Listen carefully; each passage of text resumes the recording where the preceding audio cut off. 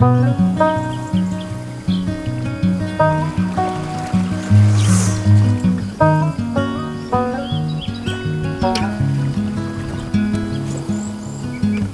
heart is a border town, all fences and weeds and walls, glowing high against the metal posts of billboard signs, frenzied shoveling under the stars. Your heart is a border town, never knew where it belonged. Now there are overflow camps in your valleys, and ragged folks sleeping downtown. And I get lost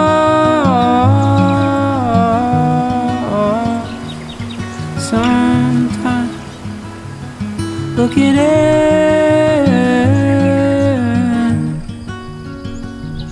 those eyes. Your heart is a border town, your mighty reels barely trickling down. And far away smoke drifts in slow motion. A bug-door I'd keep walking alone. And I get lost sometimes looking at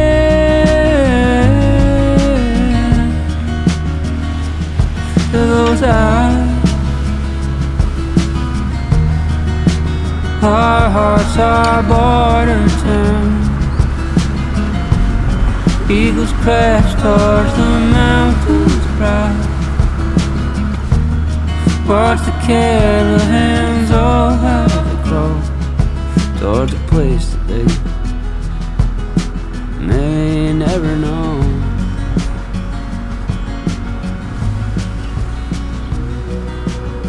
Well, I'm on the road again. Spent the last hour and a half with my hand out the window, windsurfing from the driver's seat, smiling ear to ear.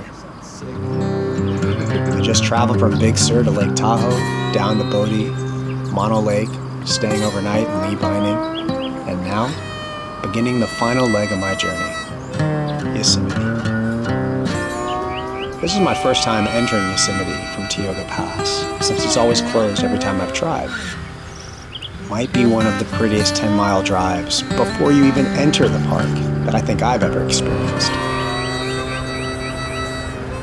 Also, I completely understand why it's closed for winter now, as there is still snow on the side of the road, even in the middle of summer. I mean, look at this place. 4th of July weekend. And honestly, I thought it would be more crowded. Alright, I just saw a herd of deer. Antlers and the whole big deal. But I'm gonna go chase them down with a telephoto lens.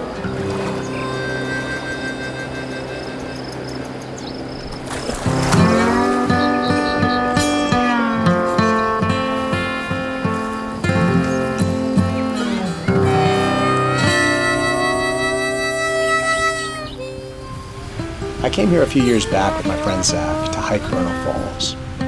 Winter came early out here, but it was late autumn of 2022 when we drove up the long way through the Hetchy entrance just to see the leaves turn colors, because why not?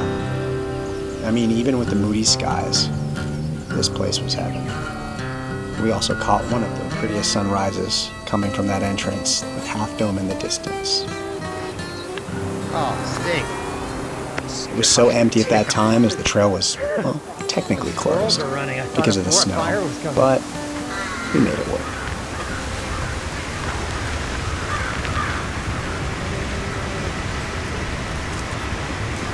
Thigh burn, leg burn.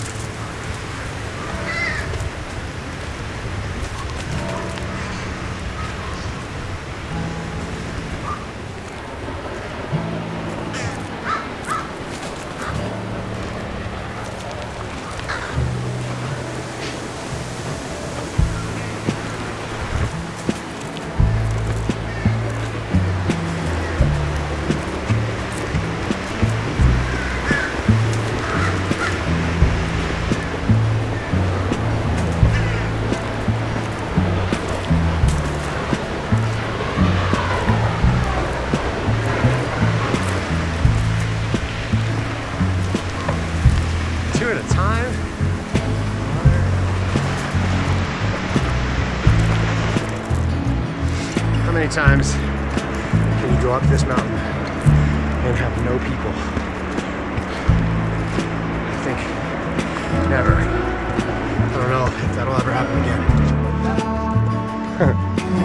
I want to throw him down to make that, see what it's about.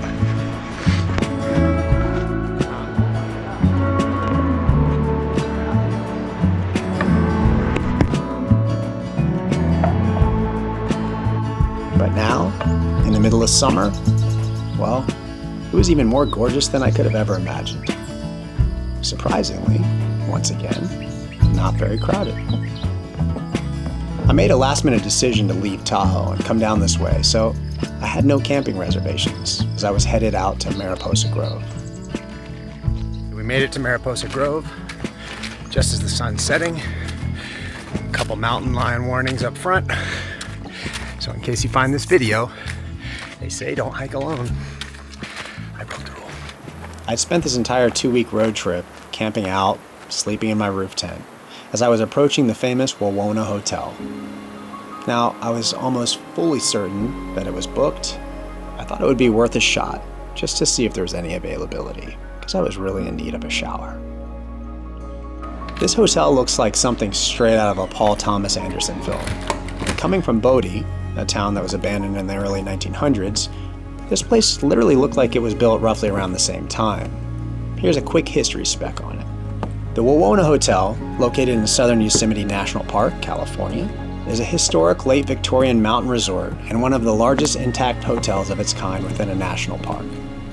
Originally established in the 1850s as Clark's Station, a pioneer stop, it soon evolved into a bustling stagecoach stop and later became an essential waypoint for travelers. Community restrooms.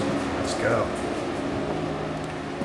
Even when he was away, he left the door open with a sign that read, "Walk in and help yourselves. Please close and fasten the door." After the Transcontinental Railroad was completed in 1869, Yosemite saw a boom in tourism. And in 1870, Galen Clark partnered with Edwin Moore to expand the lodge. Quick tour of the Wawona 1876 experience. And while it's about 60 degrees outside, it's about 90 degrees inside. So, although I will say customer service here has been awesome. You can't bill your breakfast to the room. The Wi-Fi's dead. But I mean, I think that's a good thing. Like, this is a vintage spot. This is a vintage experience. Sometimes you need one of those. The room was simple. The bathrooms were down the hall. And if hell was actually something that was real, spoiler alert, it's not, it was that hot in the room. But I loved it. And when I got to take my first shower and sit in bed for the first time in 2 weeks, Mariposa Grove, so I was deep in my feels. I was not looking forward to that long drive through the park. I'm so happy I decided to go into the park. Today was unreal. I'll try to show a little of that footage here. But definitely, if you're thinking about it, stop thinking about it. Make a decision now, because if you go that way, it's a once-in-a-lifetime experience. If you're coming from afar and if you're local, then you're very fortunate. But yeah, like it was a weird couple of days. I don't know if it's the lack of sleep that I've had or kind of the uneasy sleep, but I've just I feel like, usually I'm pretty aware with my body. If I'm anxious, it usually means that I'm holding back some emotion, whether it's anger or sadness or something. But I just went through so many traumatic moments on that drive today through my life. Lost my father, lost my sister, loss of my ex. She didn't pass away, but that ended abruptly.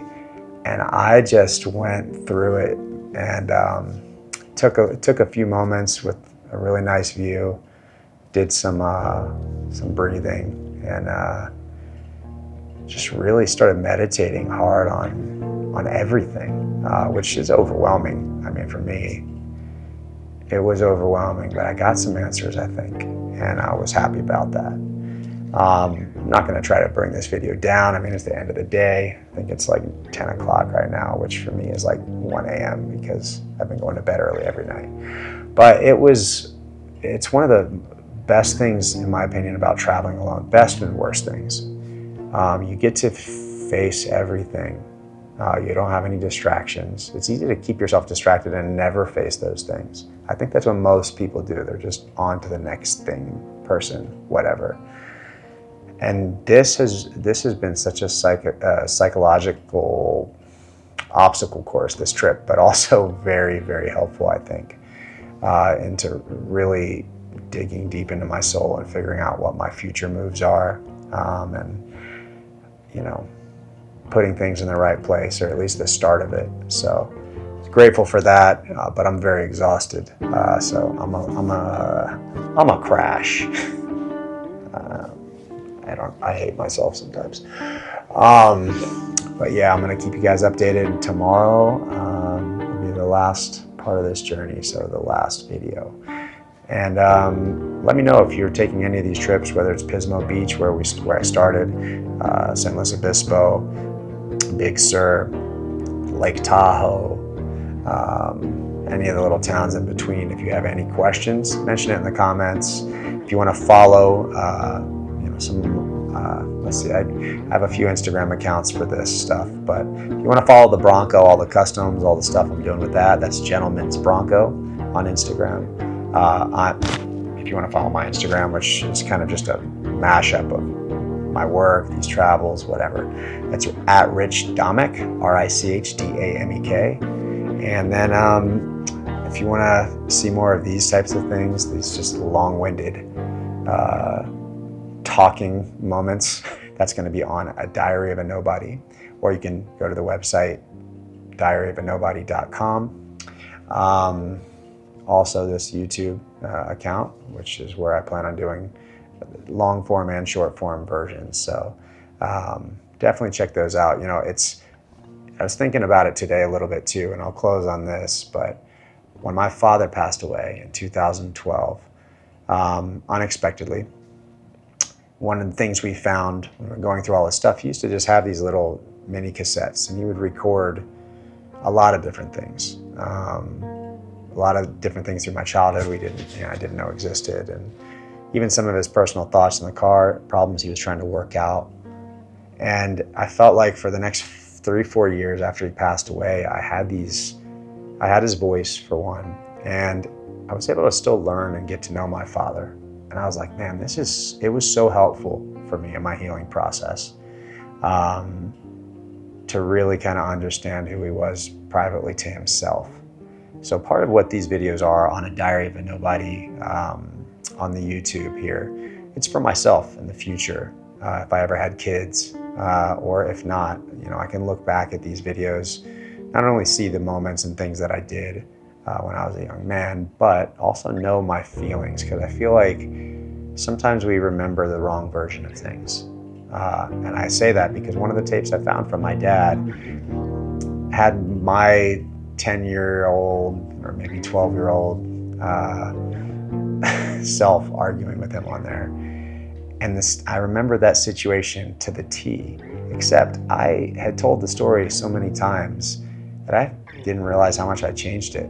And I believed a version of the story, when in fact, what I said and did and how I talked was completely different.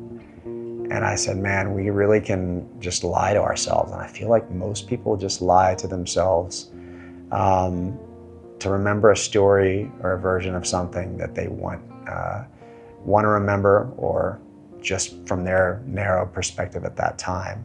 And I don't want to be like that. I don't want to be one of those people.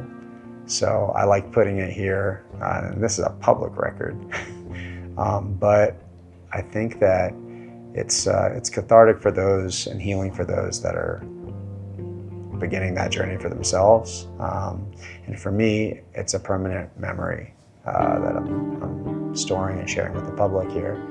But hence the name, Diary of a Nobody. The next day I woke up and headed out to Mariposa Grove, because I've never actually really hiked it all the way through. I wanted to explore past the crowds, even though I was feeling a little fatigued and like I was at the end of my journey, which I was. but I still press forward. Where's that?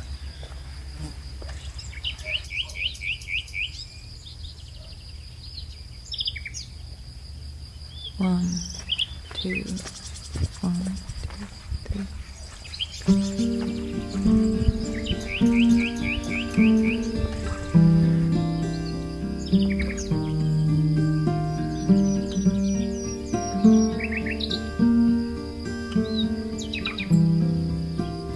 Grizzly Giant is not surrounded by tourists, just wanted to have some scale. So, there we go. Waking up is never the same as I circle around again.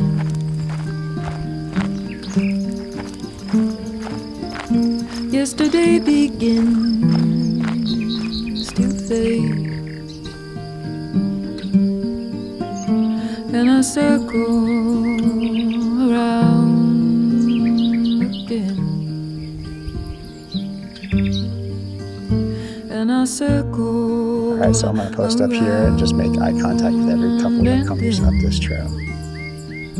Look into their souls. It's kind of dark. Like a wandering day. A little dark. Time has come. By the way, I'm not wearing a V-neck. DJ, I like this dragging it down. See that? Wandering mind. I'm trying to say that on the screen though. Why? Check this out though. Time's running through me. I keep moving on and on. Let's see, we got a mile to Mariposa Cabin. So I'll be honest, I only took this way because there's no people. Looks like people have seen a cabin before, aren't too thrilled about it. I have to say that the last 2 weeks of traveling might have been some of the best traveling I've ever done in my life. And also, some of the biggest breakthroughs I've ever experienced personally and psychologically. I'd highly recommend recording yourself on video and then listening back to your thoughts and feelings. Speak raw and unfiltered, even if you regret some of the things that you say. I feel like this is the key to knowing what exactly is going on in your own mind and in your own heart. All right. Man, finally a spot with no people. The crossroads between Tunnel Tree, Grizzly Giant, Sierra National Forest. No idea what that means. I'm assuming you're under none of Yosemite's protections. Maybe that's a secret way in. And then another path to Grizzly Giant that's pretty narrow. It's probably beautiful. I'm a little tired. It's been a long trip. Low-key stressing the fact that everything that I've recorded on this, especially like me pouring out my soul in the tent every night, the SD cards, one of them had like a weird error after dropping the camera, and now none of those files come up. And that's all my audio from the review of the truck. And I mean, I'm not giving up yet. I know you can send those things out, recover your files, I hope. But it is what it is, I guess. I mean, what are you gonna do? You lose footage. At least I experienced it. I got other footage, and that just means I'll have to do it again. Bummer. But rounding out this trip, this is an experiment. This is my first YouTube video.